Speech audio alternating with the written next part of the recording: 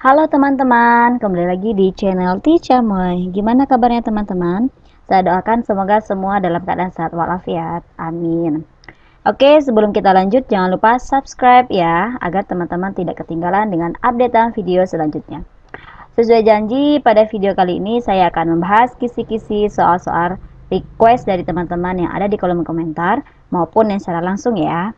Nah, bagi teman-teman yang memilih formasi penyuluh kesehatan, epidemiologi kesehatan, dan lainnya yang berhubungan dengan lulusan kesehatan masyarakat atau mungkin untuk K3 kali ya juga bisa. Semoga pembahasan kali ini bermanfaat. Selamat belajar, semoga sukses. Jika lingkungan sekolah terdapat leaflet kawasan dilarang merokok yang merupakan salah satu tatanan indikator PHBS di sekolah, leaflet tersebut termasuk ke dalam salah satu media A. Preventif, B. Promotif, C. Kuratif, D. Rehabilitatif, E. Konsumtif. Jawabannya adalah B. Promotif. Soal selanjutnya, desa siaga adalah desa yang penduduknya memiliki kesiapan sumber daya dan kemampuan serta kemauan untuk mencegah dan mengatasi masalah kesehatan, bencana, dan kegawa daruratan kesehatan secara mandiri. Dengan ciri-ciri desa siaga sebagai berikut, kecuali A. Minimal memiliki pos kesehatan desa. B. Memiliki sistem gawat darurat berbasis masyarakat. C. Mampu mengembangkan UKBM. D. Memiliki sistem pembiayaan kesehatan secara mandiri. E. Masyarakat berperilaku hidup bersih dan sehat. Sebelum saya jawab, kita bahas sedikit dulu ya teman-teman tentang desa siaga. Nah, di sini desa siaga ini memiliki tujuan umum dan tujuan khusus. Yang pertama itu tujuan umumnya adalah terwujudnya masyarakat desa yang sehat, peduli, dan tanggap terhadap permasalahan kesehatan di wilayahnya. Sedangkan tujuan khususnya sendiri adalah peningkatan pengetahuan dan kesadaran masyarakat desa tentang pentingnya kesehatan. Yang kedua, peningkatan kewaspadaan dan kesiapsiagaan masyarakat desa terhadap risiko dan bahaya yang dapat menimbulkan gangguan kesehatan. Misalnya ada bencana, wabah, kegawat darurat, dan sebagainya. Yang ketiga, peningkatan kesehatan di lingkungan desa, meningkatnya kemampuan dan kemauan masyarakat desa untuk menolong diri sendiri di bidang kesehatan. Nah, bagaimana sih yang dikatakan desa itu siaga? Yang pertama, minimal memiliki pos kesehatan desa yang berfungsi memberi pelayanan dasar. Nah, di sini memiliki minimal satu tenaga kesehatan dan sarana fisik bangunan, perlengkapan dan peralatan alat komunikasi ke masyarakat dan ke puskesmas. 2. Memiliki sistem gawat darurat berbasis masyarakat. 3. Memiliki sistem pembiayaan kesehatan secara mandiri. 4. Masyarakat berperilaku hidup bersih dan sehat. Oke, kita kembali lagi ke soal. Yang ditanyakan soal adalah kecuali. Jadi dari yang saya sebutkan tadi di poin A, B, D, dan E itu termasuk ciri-ciri desa siaga. Kecualinya yaitu C, mampu mengembangkan UKBM. Soal selanjutnya, yang termasuk indikator sasaran meningkatnya pelayanan kesehatan ibu dan bayi adalah A. Meningkatnya kunjungan ibu hamil atau K4. B. Meningkatnya deteksi dini tumbuh kembang anak balita dan prasekolah. C. Meningkatnya kenaikan berat badan balita. D. Meningkatnya ibu hamil mengkonsumsi 90 tablet FE. E. Menurunnya kanker mamai. Jawabannya benar adalah A. Meningkatnya kunjungan ibu hamil atau K4. Lanjut, berikut pelaksanaan kebutuhan asesmen promosi kesehatan di rumah sakit, kecuali A. Pasien dan keluarga pasien, B. SDM rumah sakit, C. Pengunjung rumah sakit, D. Pihak rujukan ke rumah sakit, E. Masyarakat sekitar rumah sakit. Jadi kalau kita berbicara tentang promosi kesehatan di rumah sakit itu biasanya disingkat dengan PKRS. Nah, undang-undang yang mengatur tentang PKRS ini adalah Undang-Undang Nomor 4 Tahun 2018. Jadi saya bahas sedikit dulu ya teman-teman. Jadi PKRS ini diselenggarakan dengan prinsip paradigma sehat, kesetaraan, kemandirian, keterpaduan, dan berkesinambungan. Jadi kita lihat di bab 4 di pasal 11 itu standar PKRS ini meliputi rumah sakit memiliki regulasi promosi kesehatan. Kemudian rumah sakit melaksanakan asesmen promosi kesehatan bagi pasien, keluarga pasien, SDM rumah sakit, pengunjung rumah sakit, dan masyarakat sekitar rumah sakit. Kita kembali lagi ke soal. Jadi jawaban di sini yang kecuali adalah D. Pihak rujukan ke rumah sakit. Oke, kita lanjut soal berikutnya. Sosiokultural, di dalamnya ada pendidikan dan sosial ekonomi, sangat mempengaruhi kesehatan masyarakat. Hal ini termasuk dalam faktor A. Lingkungan, B. Perilaku, C. Pelayanan kesehatan, D. Keturunan, E. Host.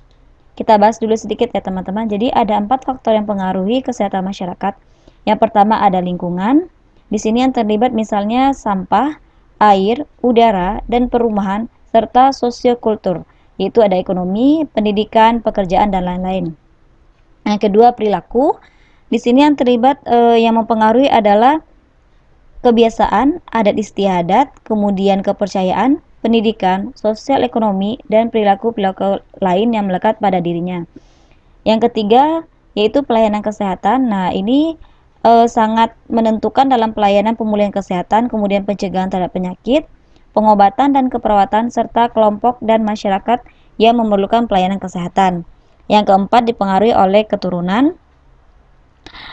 Faktor keturunan atau genetik ini juga sangat berpengaruh pada derajat kesehatan. Karena apa?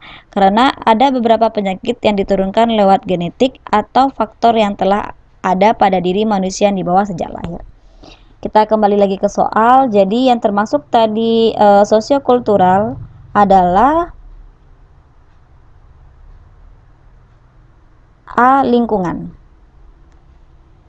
Soal selanjutnya, salah satu peran petugas puskesmas pada hari buka posyandu di meja 5 adalah A. Melaksanakan pendaftaran pengunjung posyandu, B. Melakukan pembagian tugas antar kader, C. Memberikan dukungan kebijakan, sarana, dan dana untuk penyelenggaraan posyandu, D. Menyelenggarakan pelayanan kesehatan dan keluarga berencana, E. Mencatat hasil penimbangan di buku KIA atau KMS dan mengisi buku register posyandu.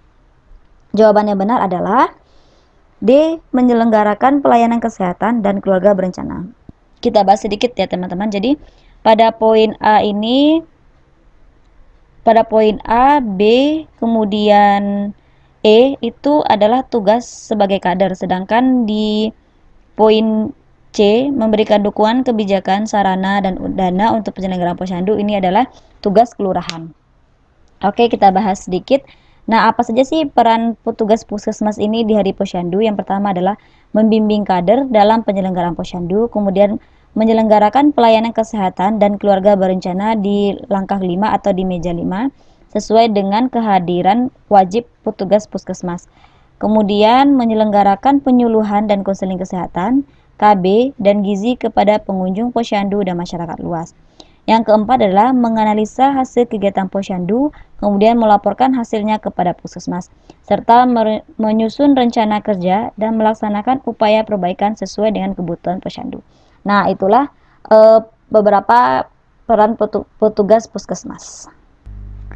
Soal selanjutnya, penelitian epidemiologi yang menganalisis faktor orang seperti tekanan darah tinggi pada orang yang bekerja shift malam, obesitas pada remaja siswi SMA merupakan contoh epidemiologi.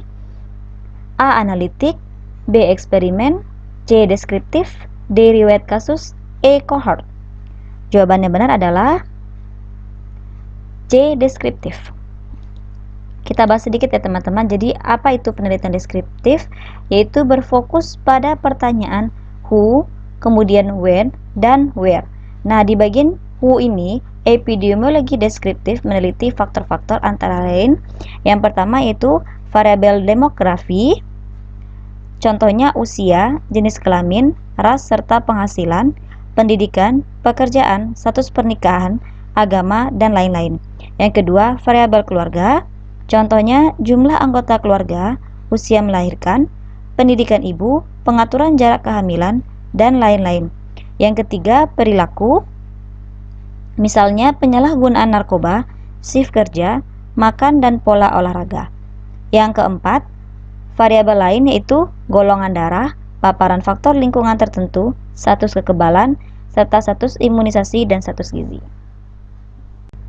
Soal selanjutnya, untuk membuktikan bahwa oral kontrasepsi kemungkinan merupakan faktor penyebab kanker payudara, diambil dua kelompok ibu-ibu, yang satu kelompok terdiri dari ibu-ibu yang menggunakan oral kontrasepsi, dan satu kelompok lagi terdiri dari ibu-ibu yang tidak menggunakan oral kontrasepsi. Kemudian, diperiksa apakah ada perbedaan pengidap kanker payudara antara kelompok pengguna oral kontrasepsi dan yang tidak menggunakan oral kontrasepsi. Studi ini termasuk pada epidemiologi, A. Variabel, B. Eksperimen, C. Deskriptif, D. Riwayat kasus, E. Studi cohort. Jawabannya adalah E. Studi cohort. Nah, kita bahas sedikit ya teman-teman. Ini pengetahuan aja buat teman-teman. Jadi, studi cohort ini merupakan sekelompok orang dipaparkan pada suatu penyebab penyakit. Kemudian diambil sekelompok orang lain yang mempunyai ciri-ciri yang sama dengan kelompok pertama, tetapi tidak dipaparkan atau dikenakan pada penyebab penyakit. Kelompok kedua ini disebut dengan kelompok kontrol. Setelah beberapa saat yang telah ditentukan kedua kelompok tersebut dibandingkan, kemudian dicari perbedaan antara kedua kelompok tersebut bermakna atau tidak. Jadi itu adalah salah satu contoh dari macam-macam epidemiologi ya teman-teman. Nanti teman-teman bisa pelajari lagi yang lain, itu ada 3 ya macamnya. Yang pertama itu tadi ada epidemiologi deskriptif, kemudian analitik, dan cohort ini termasuk ke dalam analitik. Kemudian yang ketiga adalah epidemiologi eksperimen.